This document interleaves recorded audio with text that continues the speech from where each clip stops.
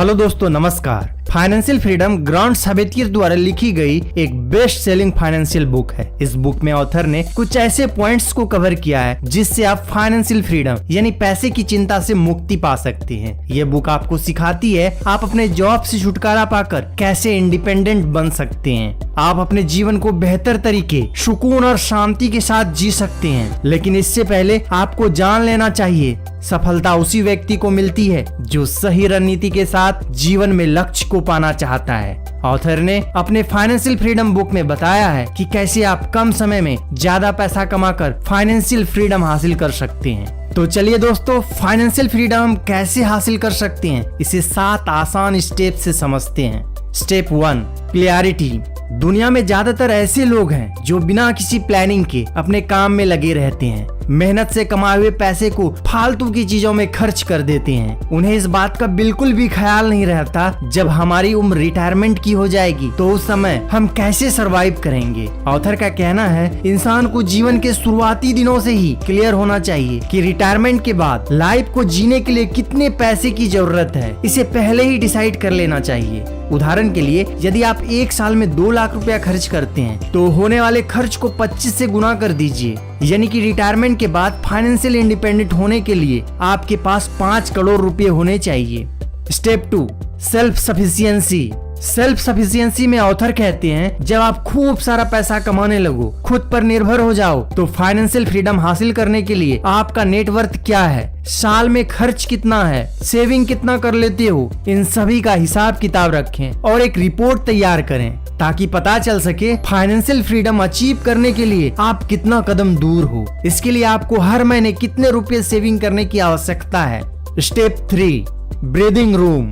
जब आप पता कर लेते हो आपका फाइनेंशियल कंडीशन क्या है, फाइनेंशियल फ्रीडम पाने के लिए कितने कदम दूर हो, फिर आप अगला स्टेप लें। अनावश्यक खर्चों को कंट्रोल करें। कोई भी चीज खरीदने से पहले 10 बार सोचें क्या वाकई में हमको इसकी जरूरत है, यह वस्तु आपकी लाइफ में क्या वैल्यू ऐड करेगी, इसके बारे में जरूर सोचें, क्योंकि अनावश्यक खर्चे मिलेनियर आदमी को भी गरीब बना देती है। फाइनेंशियल फ्रीडम हासिल करने के लिए ये सबसे महत्वपूर्ण कदम है। इसमें आपको सीखने को मिलता है मेहनत के पैसे को कहाँ खर्च करना चाहिए और कहाँ नहीं।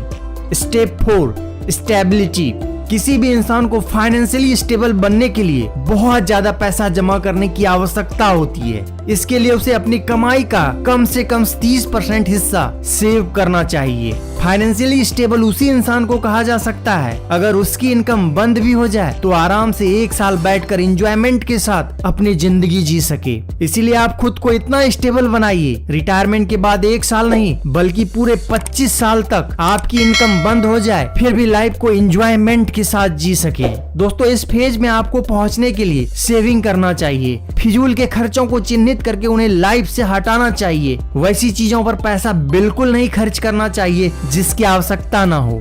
Step 5, use your full time job. इस स्टेप में ऑथर कहते हैं आपको नौकरी की शुरुआत से ही सेविंग करना स्टार्ट कर देना चाहिए, क्योंकि ऐसा करने से भविष्य में आपको फाइनेंशियल फ्रीडम मिलता है। यदि आप नौकरी के समय से ही बचत को महत्व नहीं देते, अनाप शनाप खर्च करते हैं, फाइनेंशियल फ्रीडम के लिए रणनीति नहीं बनाते, तो आगे चलकर बहुत सारी दिक्कतों का सामना करना पड़ता है। इसलिए आपको नौकरी के समय से ही बचत की रणनीति बनानी चाहिए। फिजूल के खर्चे से बचने के लिए बैंक स्टेटमेंट का एनालिसिस करना चाहिए। वित्तीय सलाहकारों से बात करके जितना जल्दी हो सके निवेश करके फाइनेंशियली स्ट्रांग बनना चाहिए। ऐसा करने से रिटायरमेंट के बाद आपका भविष्य सुरक्षित हो जाएगा।